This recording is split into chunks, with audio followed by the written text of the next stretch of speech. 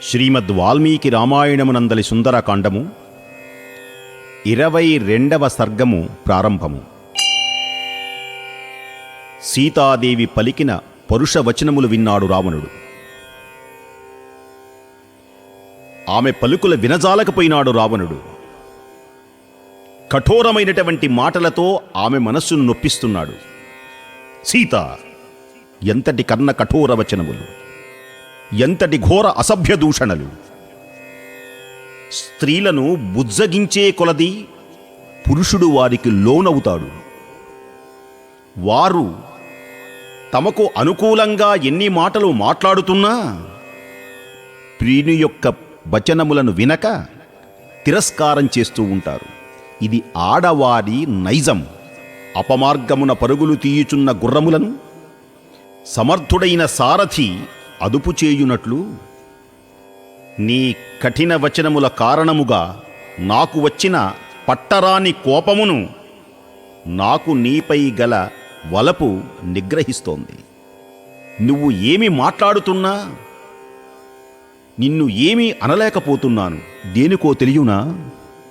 నీపై ఉన్నటువంటి వ్యామోహం కనుక జనులకు వారిపైన కోపము రాదు, జాలి కలుగుతుంది, ప్రేమ కలుగుతుంది. ఇది అంతా దేనికో తెలియనా?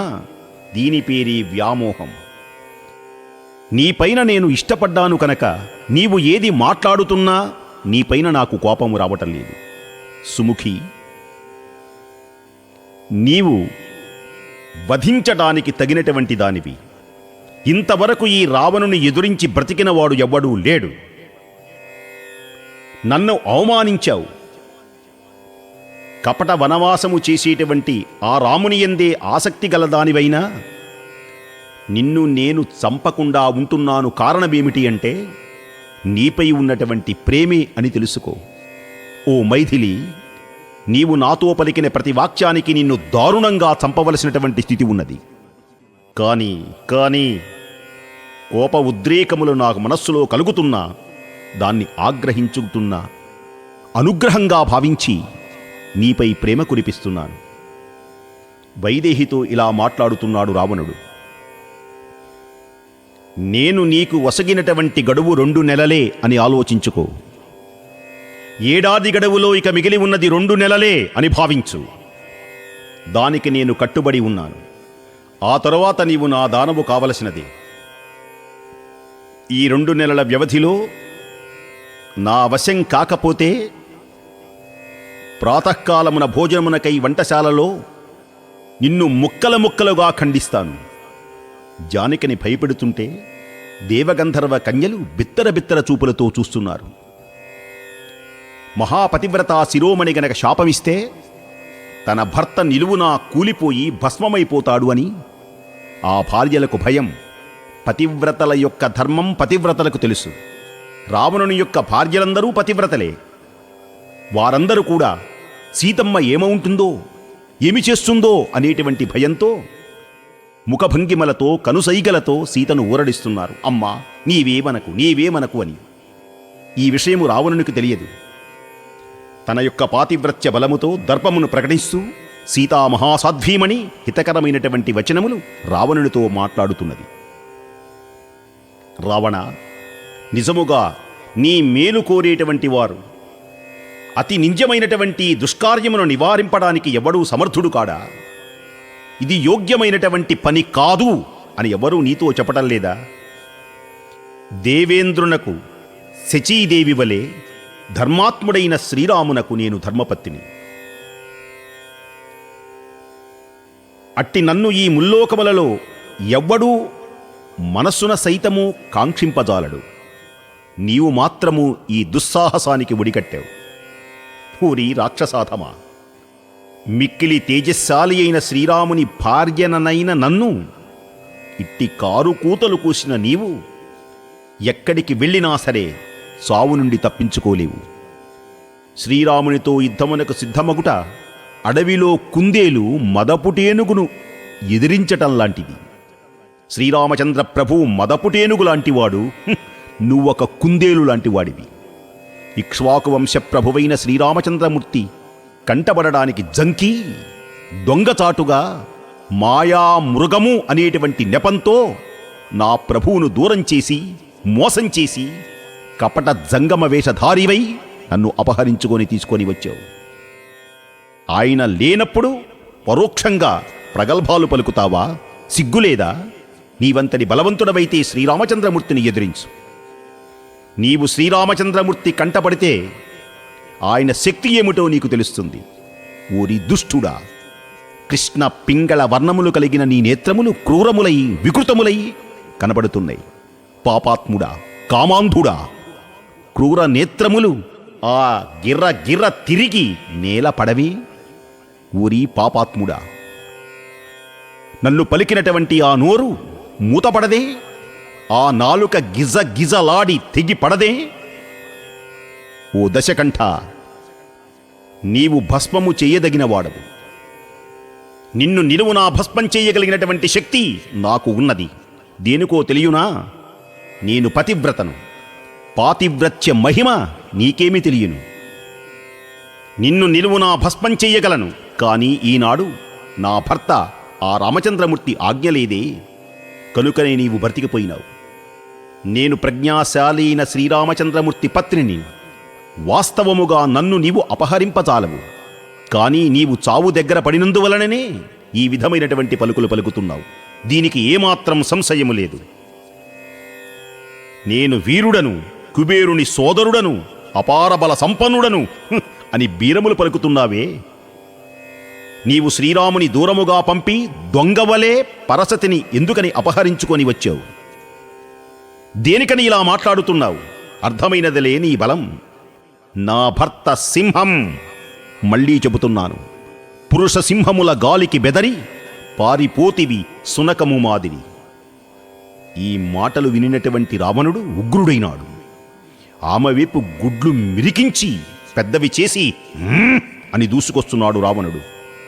నల్లని మేఘంలా ఉన్నాడు. గొప్ప భుజములను మెడను కలిగి ఉన్నాడు.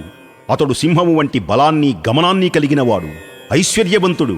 అతని జిహ్వాగ్రం కన్నులు ఎర్రబారిని కోపంతో ఊగిపోతున్నాడు. దృఢమైనటువంటి కిరీటం తల మీద అలా చెలిస్తున్నది. రంగురంగుల మాలలను మై పూతలను కలిగి ఉన్నటువంటి ఆయన ఎర్రని దండలను వస్త్రములను ధరించి ఉన్నాడు. మేలిమి బంగారు భుజకీర్తులను ఆభరణములను దాల్చి ఉన్నాడు.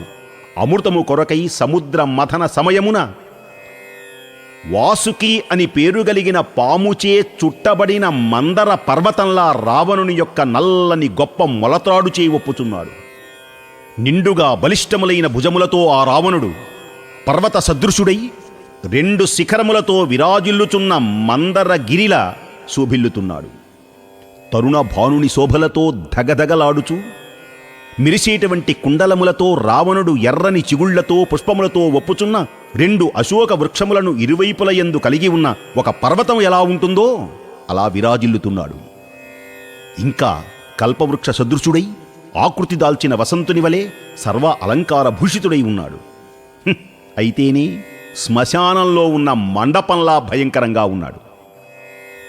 రావణుడు వైదేహి చెంతకు విచ్చేసి గుడ్లను ఉరిమి ఉరిమి చూస్తూ కోపంతో మండిపడి ఒక భుజంగంలా బుసలు కొడుతూ సీతా సాధ్వీమణితో ఇలా పలుకుతున్నాడు. ఓ సీత, రాముడా ఇక్కడక వచ్చున్నది. రాముడా నన్ను జయించున్నది. రాముడు నీతి తప్పినవాడు, ధనహీనుడు. అట్టివానని అనుసరించేటువంటి నిన్ను సూర్యుడు తన కాంతితో ప్రాతఃసంధ్యాకాలములయందలి తమస్సును వలె ఇప్పుడే అతన్ని రూపుమాపేస్తాను. రాక్షసులకు రాజు, శత్రువులను వేధించేవాడు అయిన ఈ రావణుడు భయంకర ఆకృతి చూడలేదా నీవు? పలికి తన ప్రక్కన ఉన్నటువంటి రాక్షస స్త్రీలందరినీ ఒక్కసారి అలా చూచి ఆదేశించాడు రావణుడు. ఆ రాక్షస స్త్రీలలో ఒకే కన్ను గలిగిన ఆమె, ఒకే చెవు, తల చుట్టూ వ్యాపించిన చెవులు, ఆవు చెవులు, ఏనుగు చెవులు, రేలాడే చెవులు, చెవులు లేనివాళ్లు, ఏనుగు పాదములు కలిగిన వారు, గుర్రం పాదాలు, ఆవు పాదాలు, పాదములపై వెంట్రుకలు కలిగిన వాడు, ఒకే కన్ను, ఒకే పాదం, 2 పాదాలు, పాదములే లేనివారు, అసాధారణమైనటువంటి తల, మెడ, పెద్ద పెద్ద కుచములు, పెద్ద ఉదరాలు, అసహజమైనటువంటి ముఖము, నేత్రములు కలిగినటువంటి వారు వాళ్ళందరూ. పొడవైన నాలుకలు, నాలుక ఏలేనివారు మరికొందరు, ముక్కు లేనివారు కొందరు, సింహపు ముక్కు లాంటి వాళ్ళు మరికొందరు, గోముఖం, సింహం ముఖం, పంది ముఖం, ఇలా రకరకాలైనటువంటి రాక్షస స్త్రీలను నియమించాడు. వాళ్ళందరినీ చూచాడు. మీరందరూ ఏం చేస్తున్నారు? సీతను ఒప్పించమన్నాను కదా, ఒప్పించలేదా? అనుకూల విధముగా గాని ప్రతికూల విధముగా గాని, అంటే మంచి మాటలతో కాని భయవచనములతో గాని సామదాన భేదములచే లేక దండోపాయము చేయనైనా సరే సీత నాకు వశమయ్యేటట్లు చెయ్యండి. రాక్షసుడు అయినటువంటి రావణుడు వారిని పదే పదే ఆదేశిస్తున్నాడు. కామక్రోధములకు లోనైనాడు. సీతాదేవిని భయపెడుతున్నాడు. నిన్ను ఏం చేస్తానో చూడు అంటూ సీతా సాధ్వీమణి జంతకు వెళుతూ ఉంటే, ఇంతమంది రాక్షసకాంతలలో ఒక అందమైనటువంటి భార్య ఉన్నది. ఆమె పేరు ధాన్యమాలిని. గబగబ విచ్చేసింది. రావణుని సమీపించింది. రావణుని కౌగలించుకున్నది. రావణ, కోరక ఉన్న సీతయేల, కోరిక ఉన్న నేనున్నానుగా, రా. సీతాదేవి మనుష్యకాంత, శోభాహీన, దీనురాలు. ఈమెతో నీకేమి పని? నాతో రమించు. ఆమె ఒక అందమా, ఆనందమా? ప్రభు, నీ బాహు బల ఆర్జితములైన దివ్యభోగములు అనుభవించేటువంటి యోగం సృష్టికర్త అయినటువంటి బ్రహ్మ ఈమె నొసట రాయలేదు. ఇది తథ్యం. తనపై ప్రేమలేని స్త్రీని కోరుకోవటం వల్ల పురుషుడు తాపమేమీ తగ్గదు. తాను కోరుకున్న స్త్రీని అనుభవించినప్పుడే ఆనందం కలుగుతుంది. రా అని ధాన్యమాలని ఆయనతో పలికింది. మేఘతుల్యుడైనటువంటి రావణుని ప్రక్కకు తప్పించింది. నవ్వుతూ ఉన్నది. దశగ్రీవుడు భూమి కంపించినట్లుగా గర్జించి ధాన్యమాలని చూచి వరించి ఆమె వెంట బయలుదేరాడు. సూర్యకాంతులతో విలసిల్లుచున్న తన ప్రాసాదమునకు ప్రవేశించాడు. దేవగంధర్వ కన్యలు, నాగకన్యలు అతన్ని చుట్టూ చేరి మహాప్రాసాదమున ప్రవేశింపచేశారు. ఆ రావణుడు ధర్మపరాయణయై భయముతో గడగడ వణికిపోతున్న ఆ సీతాదేవిని మిక్కిలి భయపెట్టి ఆమెను విడిచి వెళ్ళిపోయినాడు. అతడు కామ వివసుడై వెలుగులు విరజిమ్ముతూ తన భవనమునకు చేరాడు.